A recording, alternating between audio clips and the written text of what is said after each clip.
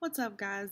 It's Maggie, and in case you've never been here before, I am a high school English teacher, and right now I currently teach 10th grade and 12th grade, and we're just gonna kind of chit chat today, and I want to talk to you about something that I feel like is super important as a teacher.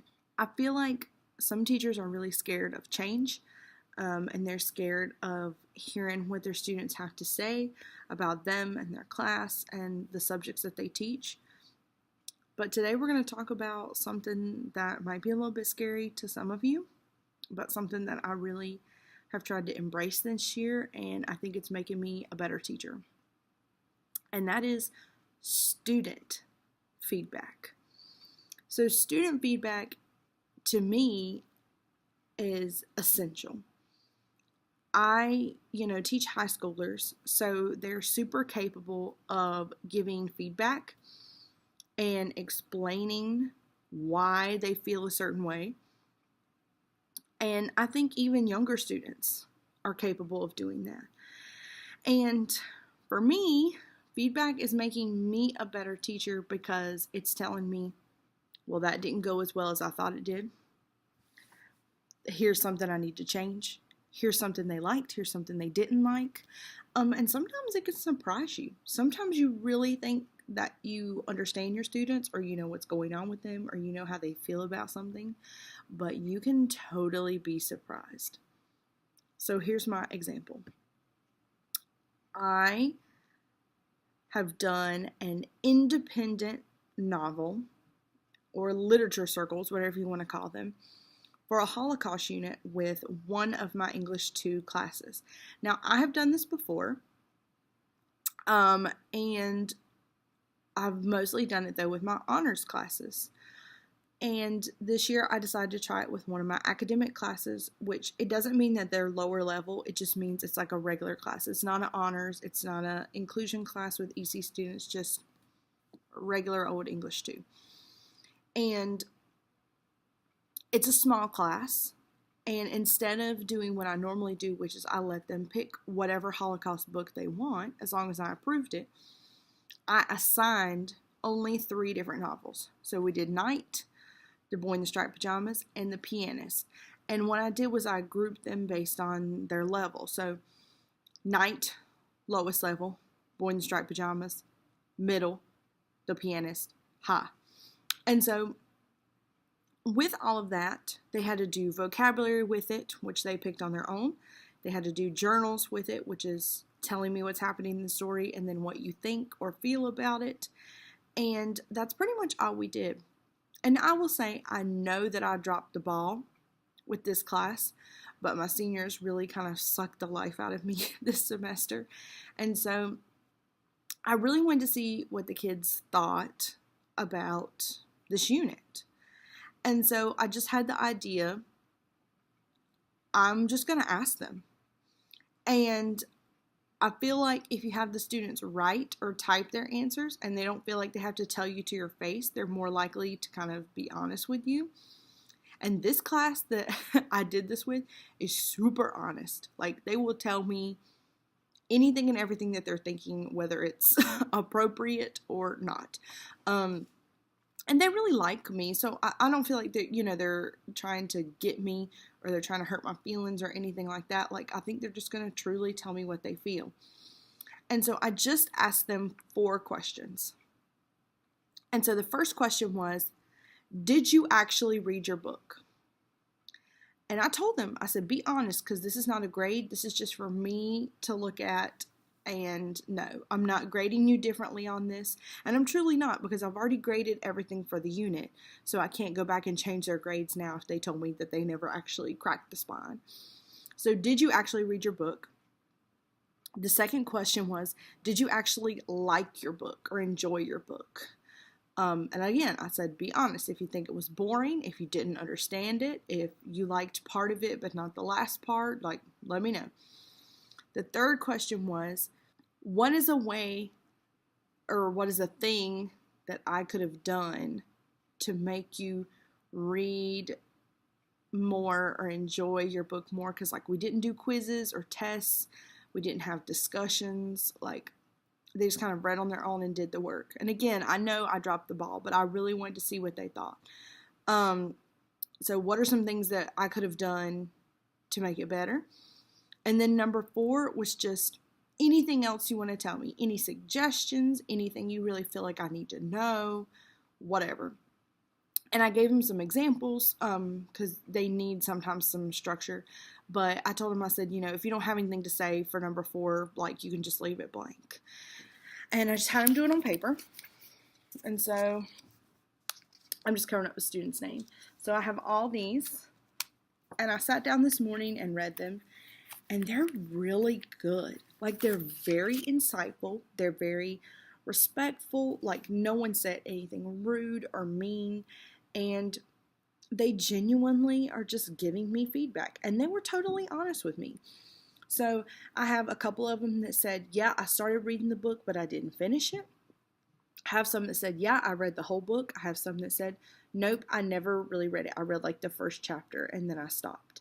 So I got all kinds of answers on that. The second one said, did you like your book? And I got a range of answers there too. So I had some say they like it. I had some say that they hated it. I had some say they thought it was boring. And I had some say that they liked it, but they were confused on some things, so that made them not like it. And that makes me feel really sad because that's kind of my fault. Because we weren't doing things to explain what was happening in the book. And then the third question was like ideas, and they gave all kinds of ideas. So some of them said, even though I don't like quizzes force me to read the book because I know I'm going to be tested on it. Some of them said, we needed to do activities with this. Some said, I wish we did discussions like we had done with A Doll's House, which is the previous book that we read. We did a lot of class discussions, and they loved those. They said it made them feel like they had to stay caught up on what we were doing, or they were not going to understand the discussion, so they had to read. A couple of them said that they felt like the assignments were too much, and they would rather do meaningful assignments instead of what they felt like was busy work, because they thought the vocab and the journals were kind of busy work. And I got all kinds of responses. Some of them said, we should have been sitting in groups with the people reading the same book as us so we could have all worked together and talked it out. And really, I'm like super proud of them for being honest with me and genuinely telling me what they think. And this gives me so much feedback and data that I can use if I ever want to do this unit again. So it tells me there are definitely some things I need to change. And it also tells me a lot of things that didn't work. And I knew a lot of these things on my own, but this really solidified it for me. And even though the kids put their name on this paper, I could have done it without their name on it and left it anonymous, and it still would have been great feedback. And I mean, it took 5 minutes of class time for me to get all this feedback. And so I've decided, I think what I'm going to do now for the rest of my teaching career, unless I change my mind, is I'm going to ask classes every time we finish a unit these kind of questions. And just to see, like, what are some things that you can do and change, things that are good, things that are bad. And really, if you're a teacher, you can have classes where discussions work great. Like for this class, they love discussions. They're amazing.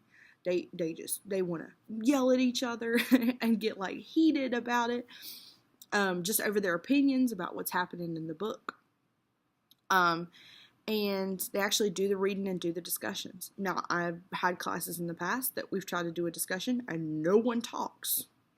So, each class is different, and I think this can help you really get a feel for your class, and to kind of help them meet your style of teaching and to see kind of where they're at. Also had a couple of them said that they really didn't like everybody reading different books. They want us all to read the same book and all talk about it together and do it together. And I think that's also a very valid thing to bring up. And the kids that said that are lower kids, kids that need more help, and they knew they didn't get the help they needed on this book, and that's valuable feedback for me. Another thing that I did to get feedback from my students this semester is I made a Google form and made it into a survey about my class.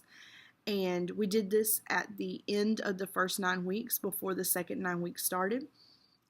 And I talked about how do you feel in English this year? How did you feel in English last year? So I can see if they felt better this year than they did last year or worse.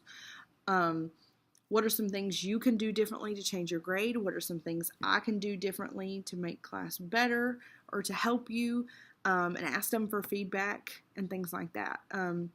They also all had turned in a rough draft of a paper at that second. So I asked them how they felt about their rough draft and writing in general, and if there was anything else I could do to help them. And that feedback was amazing. And I've never asked students for feedback about stuff before, at least in that kind of volume. And now I can't imagine my class without it. Students also really value us asking them about class. What did you think about this book? Did you like it? Should I teach it again? You know, do you understand what I'm teaching you? Do I need to do it a different way? Things like that. And I tried a lot of new things this year, and I've got feedback on it. You know, I tried to do small groups this semester, and I've kind of fell off the boat for the second 9 weeks. I did them a lot first 9 weeks, and then we just got really busy. But I just wanted to try them this semester and see if they would work. And they do work. And one of the things students gave me feedback on was that they liked small group because they feel like they get that special time with me where they can ask questions and the whole entire class is not listening. And they're more willing to ask questions when they're sitting over here with me than if they have to walk over here to me in front of the class.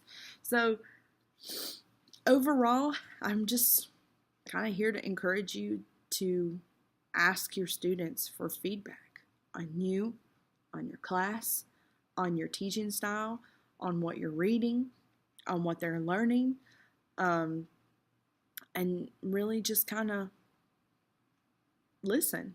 I have informally asked for feedback before, and it's been all negative, and it can really hurt your feelings, but I just took it as I've got to improve.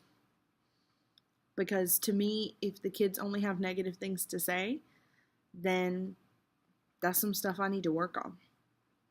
If you feel like you have a really rough class, I think back to some of my first classes that I ever had, and I wonder if getting their feedback on things would have made class be better.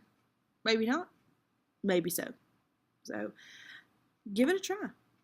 Ask your kids for feedback and see what happens. If you have any cool ways or suggestions about feedback in the classroom, cool ways to do it, cool ways to ask, any fun stories about feedback, put them down in the comments. Let me know, because I'm trying to steal all of your good ideas. Thanks for listening. Bye.